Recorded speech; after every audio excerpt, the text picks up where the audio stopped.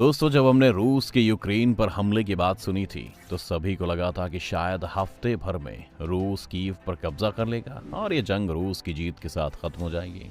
लेकिन आज इस जंग को शुरू हुए 2 महीने हो चुके हैं और अब तो पुतिन भी बातचीत करने पर विचार कर रहे हैं। आपने वो वीडियोस तो देखी होंगी जिसमें रूस के टैंक्स को यूक्रेन के लोग ट्रैक्टर से बांध कर घुमा रहे हैं। रूस के फाइटर जेट्स को मार गिराया जा रहा है। ऐसे में कई एक्सपर्ट्स का ये भी कहना है कि शायद रूस की आर्मी और रूस के हथियार उतने शक्तिशाली नहीं है जितना हम उन्हें समझते थे। न सिर्फ ये रूस के लिए चिंताजनक है बल्कि भारत के लिए भी है, क्योंकि हम आज भी ज्यादातर डिफेंस का सामान वहीं से मंगवाते हैं। तो क्या सचमुच जो कयास लगाए जा रहे हैं वो सही है?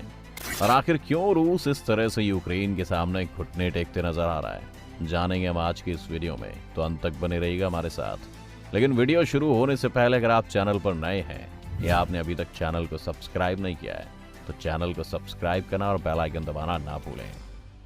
रूस और यूक्रेन की मिलिट्री स्ट्रेंथ को कंपेयर किया जाए तो रूस के पास 9 लाख सोल्जर्स और 3100 टैंक्स हैं।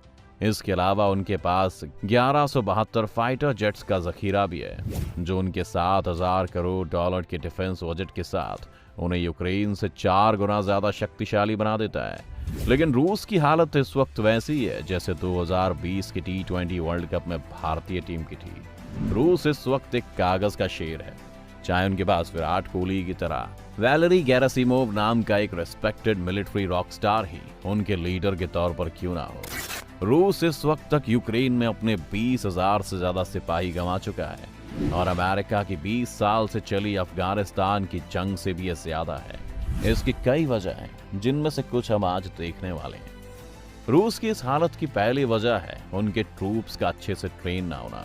अगर आप रूस की आर्मी को देखेंगे तो उसमें बहुत ही ज्यादा यंग लोग शामिल हैं, जिनमें से कुछ तो 20 साल के भी नहीं हैं। यानी इन सोल्जर्स के पास ज्यादा से ज्यादा 2 से 3 साल की शुरुआती मिलिट्री ट्रेनिंग ही है।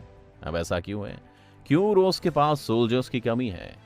परेशानी ये है कि रूस की एलीट फोर्स स्पेत्सनाज़ में 1/4 सोल्जर्स कॉन्स्क्रिप्ट्स हैं। यानी ये सोल्जर्स अपनी मर्जी से यहाँ नहीं आए बल्कि इसलिए आर्मी में क्योंकि वहाँ के कुछ इलाकों में सभी को मैंडेटरी मिलिट्री सर्विस करनी पड़ती है जो 2 साल की होती है। अब इस कंपल्सरी मिलिट्री सर्विस का फायदा ये है कि रूस के पास हमेशा सैनिक रहेंगे, लेकिन ये सैनिक मिलिट्री के 2 साल बाद ज्यादातर कुछ और करना चाहते हैं। मिलिट्री में उन्हें लाया गया है, वो खुद नहीं आए हैं, इसीलिए उनमें मोटिवेशन की कमी है। वैसे भी 2 साल का वक्त किसी को ट्रेन करने के लिए काफी नहीं होता है। और इन सोल्जर्स के साथ तो ये भी परेशानी है कि 2 साल में आर्मी छोड़ देते हैं, फिर नए लोग आते हैं और उन्हें दोबारा से ट्रेन करना पड़ता है।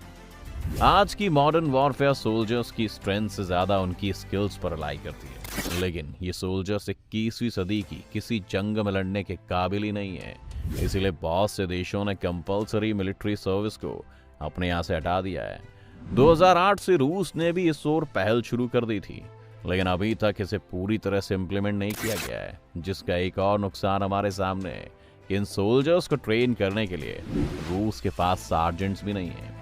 भारत या किसी नाटो देश की बात करें तो यहाँ पर एक ट्रेनिंग देने वाले सार्जेंट का करियर लगभग 15 से 20 साल का होता है, जबकि रूस की मिलिट्री में ज्यादातर लोग अपना कंपल्सरी पीरियड खत्म करने के बाद रिटायरमेंट ले लेते हैं और सिर्फ 1% रिक्रूट्स ही अपने आर्मी के करियर को कंटिन्यू रखते हैं, जिस वजह से वहां पर इनका एवरेज करियर 4 साल का है। रूस अपने ऑफिसर्स को अपने सोल्जर्स की तरह ट्रेन नहीं करता है।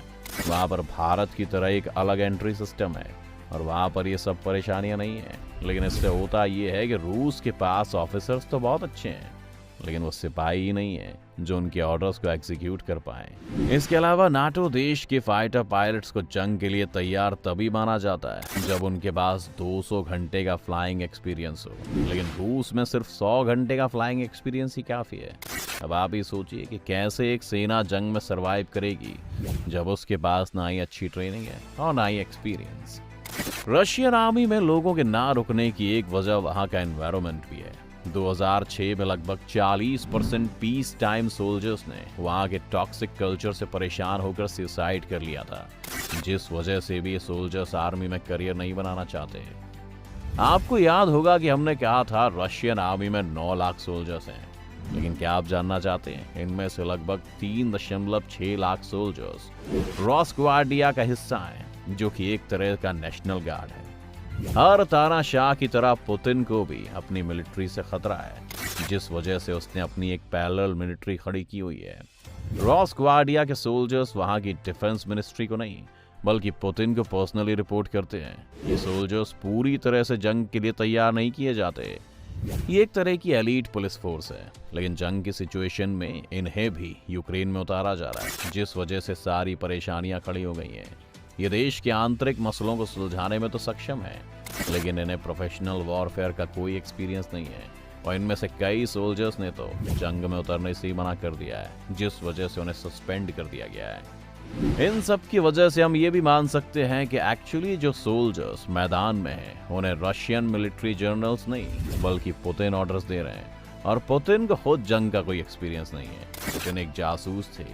जासूसी और वॉरफेयर दो अलग अलग चीजें हैं, और क्योंकि पुतिन अपने देश में सबसे शक्तिशाली हैं, इसलिए जो गलतियां वो एज अ मिलिट्री लीडर कर रहे हैं, उन्हें करेक्ट करने वाला भी कोई नहीं है, क्योंकि जो भी पुतिन को एडवाइस करने या फिर करेक्ट करने की कोशिश करता है, पुतिन तो उसे मरवा देते हैं। इसलिए जंग की हालत में कभी भी पॉलिटिशियंस आर्मी को नहीं बताते कि उन्हें क्या करना है, बल्कि आर्मी उनके पास सजेशंस लेकर आती है, जिसमें से कुछ पर वो अपनी सहमति जताते हैं। लेकिन यहाँ पर सब कुछ उल्टा ही हो रहा है। रूस के साथ एक आखिरी परेशानी ये है कि भारत और अमेरिका की तरह वहां पर हथियार बनाने वाली प्राइवेट कंपनीज नहीं है। रूस की डिफेंस का सारा सामान वहां की एक सरकारी कंपनी रॉसटेक बनाती है, जिसे पुतिन के करीबी कंट्रोल करते हैं। सरकारी कंपनीज के साथ परेशानी ये होती है कि वो बहुत करप्ट और बहुत ज्यादा स्लो होते हैं। इसके अलावा वहां पर कोई कंपटीशन भी नहीं होता। अगर अमेरिका को नए फाइटर जेट्स चाहिए हो तो वो एक गवर्नमेंट टेंडर निकालेगी, और फिर बोइंग से लेकर लॉकहीड मार्टिन जैसी कंपनीज यूएस गवर्नमेंट के सामने अपने बेस्ट प्लेन्स लेकर आएंगी। साथ ही वो ये भी कोशिश करेगी कि उनके प्लेन्स बाकी सभी कंपनीज से बेटर हों, जिसकी एफिशिएंसी और क्वालिटी काफी हद तक बढ़ जाती है। लेकिन रूस में क्योंकि सिर्फ रॉसटेक है, तो वो चाहे जो भी डिजाइन पास करे वही फाइनल डिजाइन होगा, क्योंकि उससे बेटर उनके पास कोई डिजाइन होगा ही नहीं। इसलिए यहाँ पर वो क्वालिटी के साथ कॉम्प्रोमाइज कर जाएंगे। रूस की डिफेंस फैक्ट्रीज की भी क्षमता काफी कम है, जिससे उनके पास हाई प्रिसीजन एम्यूनिशंस की भी कमी है, और इसे काउंटर करने के लिए अब उनके पास फाइटर जेट्स और ज्यादा नीचे उड़कर फायर करने पर मजबूर हैं, जिससे वो एंटी टैंक मिसाइल्स का शिकार भी बन जाते हैं। इन्हीं सब वजहों से रूस इस जंग में इतना पीछे नजर आ रहा है। क्या भारतीय सरकार को भी इन पहलुओं पर गौर करते हुए रूस पर अपनी डिपेंडेंस को खत्म करना चाहिए? हमें कमेंट में जरूर बताएं। उम्मीद है ये वीडियो देखकर आपको काफी कुछ जानने को मिला होगा। अगर आपको ये वीडियो पसंद आए हो तो वीडियो को लाइक करें, और अगर आप चैनल पर नए हैं या आपने अभी तक चैनल को सब्सक्राइब नहीं किया है तो चैनल को सब्सक्राइब करना और बेल आइकन दबाना ना भूलें।